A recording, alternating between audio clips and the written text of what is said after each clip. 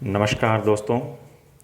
आज फिर मैं आपके सामने अपने 10 वर्ड मीनिंग रोजाना की तरह लेकर तैयार हूँ।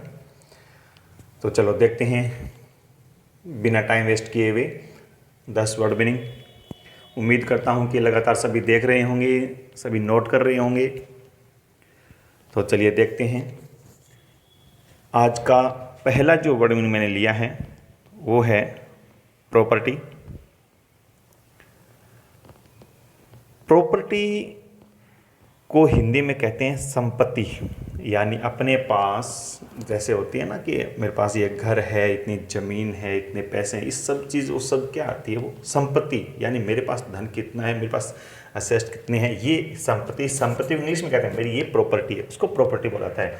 अगर हम बोलना चाहें तो कितनी प्रॉपर्टी मेरे पास है तो कितनी बोल सकते हैं, वो जितनी होती है उस हिसाब से। तो उस संपत्ति को इंग्लिश में क्या बोला जाएगा, प्रॉपर्टी बोला जाएगा। ये मेरी प्रॉपर्टी है।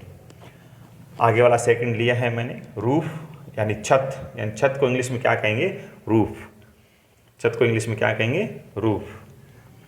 तीसरा वर्ड मीनिंग है विशाल। विशाल यानी बहुत बड़ा, मतलब बहुत बहुत बड़ी चीज़ होती है, उसको इंग्लिश में क्या कहेंगे, ह्यूज। ह्यूज यानी बहुत बड़ा, बहुत विशाल है, बहुत विशाल है। और चौथा लिया है ऊर्जा। ऊर्जा यानी एनर्जी। आजकल देखते हैं कि हमें पढ़ने के लिए भी क्या चाहिए, ऊर्जा चाहिए। वो एक अलग प्रकार की ऊर्जा है, और जोरों में लाइट जो आती है वो अलग प्रकार की ऊर्जा है। तो हम उसको क्या बोलें, ऊर्जा। यानी एनर्जी चाहिए सबको, एनर्जी।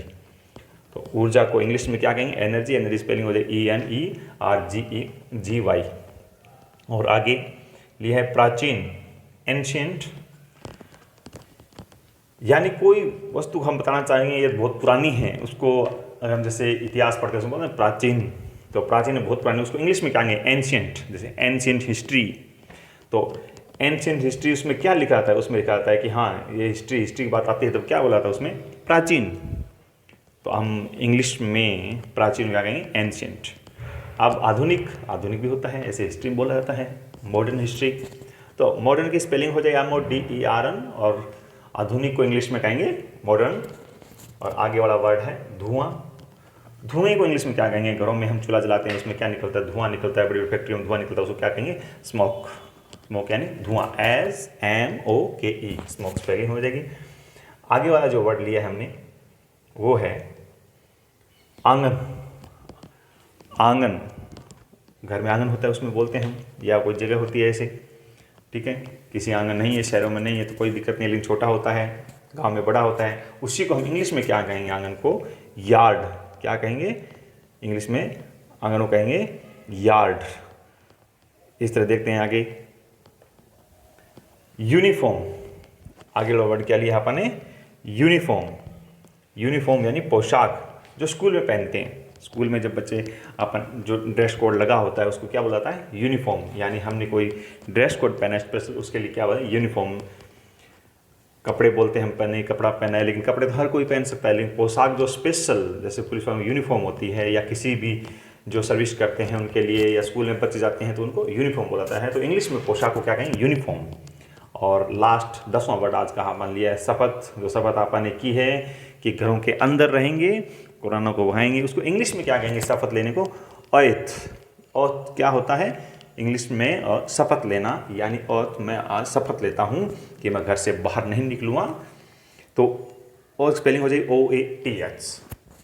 आज के वर्ड मीनिंग 10 पूरे हुए। आपने बात की थी पार्ट ऑफ स्पीच की, कि कल मैंने कहा था कि पार्ट ऑफ स्पीच पढ़ाएंगे, वो अभी आप तैयार करते हैं कि पार्ट ऑफ स्पीच देखेंगे कि पार्ट ऑफ स्पीच कितने प्रकार के होते हैं, क्या काम आते हैं, किस तरह से।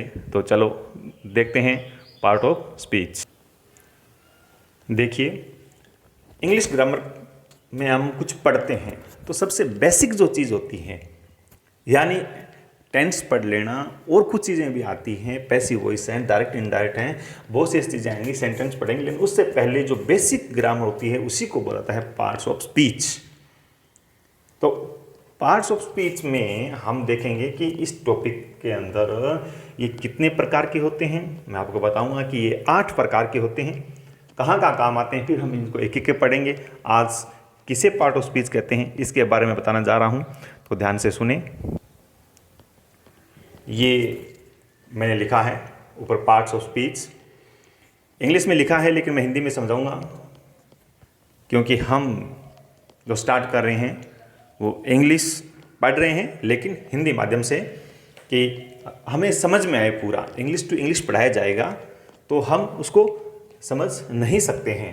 तो मैं लिखा इंग्लिश में है लेकिन आपको हिंदी में बताया जाएगा sir. Part of speech, the word which are divided, यानी वर्ड यानी शब्द, विच जो कि आर डिवाइडेड, मतलब भाग करना, बांटना, इनटू डिफरेंट काइंड्स और क्लासेस, यानी प्रकार और वर्ग क्या आता है, according to the purpose, purpose यानी उद्देश्य, और फंक्शन कार्यात्मक, are called part of speech. यानी कोई भी शब्द है उसको प्रकारों वर्गों के अकॉर्डिंग उसके उद्देश्य और फंक्शन के आधार पर बांटा जाता है, वो पार्ट ऑफ स्पीच कहलाता है। ठीक है भाई। अब शब्द जैसे पढ़ते जाएंगे, जैसे मैंने आपको शुरुआत में वर्ड मीनिंग सिखाई है, इंग्लिश सिखाने से पहले उसके बेसिक, अगर कहते हैं कि बेसिक हम सीख ले जाएं तो हम आगे चले जाएंगे। इसी तरह से मैंने आपको पढ़ाया, पहले वर्ड मीनिंग से स्टार्ट किया था। अभी तक आप 50-60 वर्ड मीनिंग जो बेसिक होते हैं, बिल्कुल जो पहली क्लास के बच्चे आते हैं। कल एक बच्चे ने बोला कि हाँ सर 5वीं क्लास का बच्चा, सर ये मुझे सभी आते हैं। तो बेटा ऐसी कोई बात नहीं, आप पढ़ते जाएँ, जैसे जैसे आगे बढ़ते जाएंगे, आसान से मुश्किल की ओर बढ़ना होता है तो मुश्किल ज़्यादा और वर्ड आएंगे, काफ़ी सारे ऐसे आएंगे।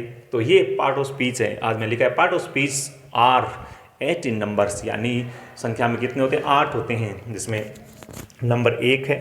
देखो नाउन, सभी जानते हैं नाउन, और नाउन को हिंदी में क्या कहेंगे, वैसे संज्ञा कहते हैं, लेकिन हमें यहाँ संज्ञा सीखना नहीं है, संज्ञा पता होना चाहिए, बस संज्ञा ये है। संज्ञा की सभी स्पेलिंग आती है, सभी को संज्ञा की परिभाषा आती है, जिस तरह से विसंज्ञा किसे कहते हैं, वो उसी को नाउन को इंग्लिश में क्या कहेंगे, यानी इंग्लिश में बोलना होगा उसी तरह से। दूसरा उसका होगा प्रोनाउन, और तीसरा हो जाएगा वर्ब, चौथा एडजेक्टिव, पांचवा कंजक्शन, छठा प्रीपोजिशन, एडवर्ब और इंटरजेक्शन। यानी ये जो 8 प्रकार हैं जो मैंने बताए, आपको सबसे पहले याद होना चाहिए पार्ट ऑफ स्पीच क्या है। तो पार्ट्स ऑफ स्पीच क्या है, तो ऊपर मैं बता चुका हूँ पहले ही। शब्द हैं जिनको अलग अलग प्रकार से अलग अलग भाग में डिवाइड किया जाता है, बांटा जाता है, उसको पार्ट ऑफ स्पीच कहते हैं। वो कितने होते हैं, ये संख्या में 8 होते हैं। तो ये संख्या में जो 8 होते हैं ऐसे याद रहना चाहिए। पहला प्रश्न कि कितने हैं, 8 हैं। 8 में कौन कौन से हैं, तो नाउन हम पढ़ते आ रहे हैं, ज़्यादा डिफिकल्ट नहीं है। अब नाउन, प्रोनाउन, वर्ब, एडजेक्टिव, ये सारे आएंगे क्या, ये वर्ड्स ही आएंगे, अलग कुछ नहीं है। इंग्लिश में इतना मुश्किल नहीं है, मुश्किल है तब हम पढ़ते नहीं हैं। नाउन क्या होते हैं, वर्ड ही तो होते हैं। Noun is a naming word, यानी किसी का नाम है वो क्या नाउन है। और प्रोनाउन क्या है, जैसे आप बोलते हो हिंदी में सीखते हो कि हाँ उसके शब्द की जगह हम यूज़ करें दूसरा वर्ड, तो वो क्या कहलाता है, प्रोनाउन। यानी नाउन के आगे कुछ लग गया ना, तो नाउन की जगह दूसरी जगह शब्द यूज हो जाएगा, उसे उसको इंग्लिश में बोला जाता है। ऐसे वर्ब है, वर्ब सबसे इंपॉर्टेंट अपने रहेगी वर्ब। जब हम पढ़ेंगे कि वर्ब क्यों जरूरी है, वर्ब जैसे आप पढ़ते हैं first form, second form, third form, ये सारी चीज़ें इंग्लिश में आती हैं।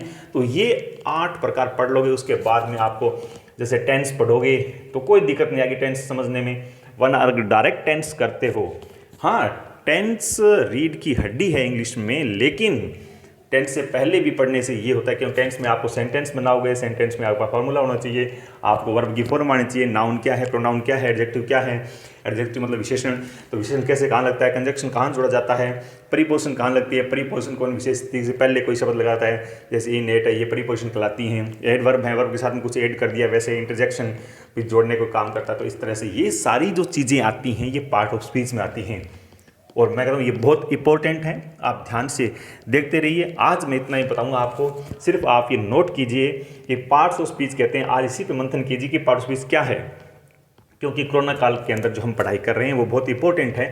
और इंग्लिश का बेसिक स्ट्रक्चर मैं पढ़ाऊंगा, बहुत बड़ी बड़ी बातें हैं और बहुत सारे वीडियो आते हैं उसमें देख लीजिए, लेकिन आपको बेसिक स्ट्रक्चर है वो जो मैं आपको पढ़ा रहा हूँ।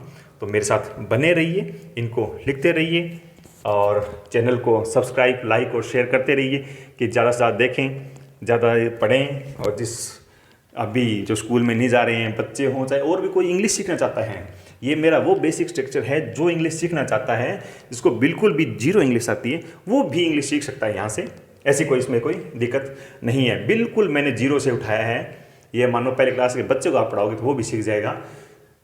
बस यही छोड़ा है मैंने कि आपको ए फॉर एप्पल नहीं सिखाया है, और सब चीज़ें मैंने वहाँ से स्टार्ट किया है। तो आप बने रहिए, देखते रहिए। आज के लिए इतना ही। जय हिंद, जय भारत।